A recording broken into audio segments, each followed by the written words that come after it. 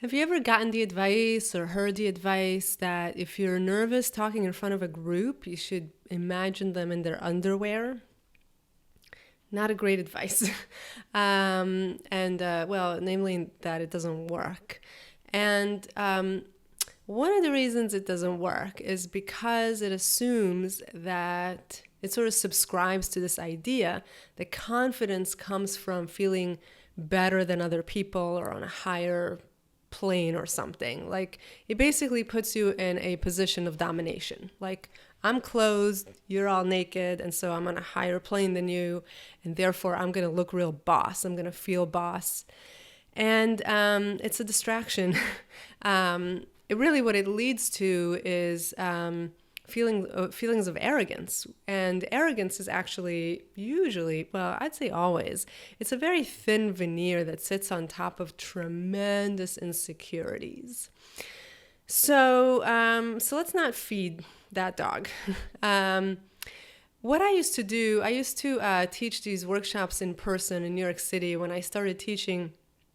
And I would offer these free workshops so that people would get to see what it's like to study with me. And I would show up for these workshops feeling so nervous I could puke.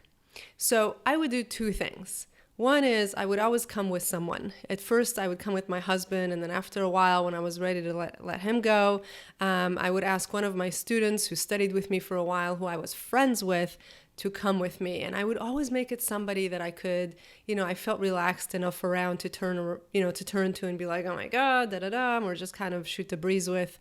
But I would make sure I have a friend in the room. But the other thing that I would do is when I looked out at the crowd, I would remind myself that I'm lonely and that this is actually an opportunity for me to find connection with somebody. So I would look at the audience and I would pick somebody out. Sometimes somebody I'd already known and sometimes somebody I didn't know at all. And I would remind myself, like, I could reach this person. I could make friends with this person. This is somebody I could connect with. And I would seek that connection, and that would connect me with the group, and it would, it would just make me more authentic and myself and more relaxed and more confident, frankly. Because being better than, being impressive, all that kind of stuff, it doesn't lead to real confidence. It leads to that kind of fake plastic confidence. You know that look.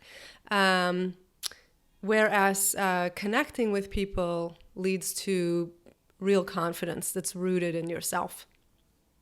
So earlier today, I sent out my Tip Tuesday to my email list, and I described this Q&A that I went to at Sundance, where Ben Zeitley was speaking. This is the Oscar-nominated director of Beasts of the Southern Wild.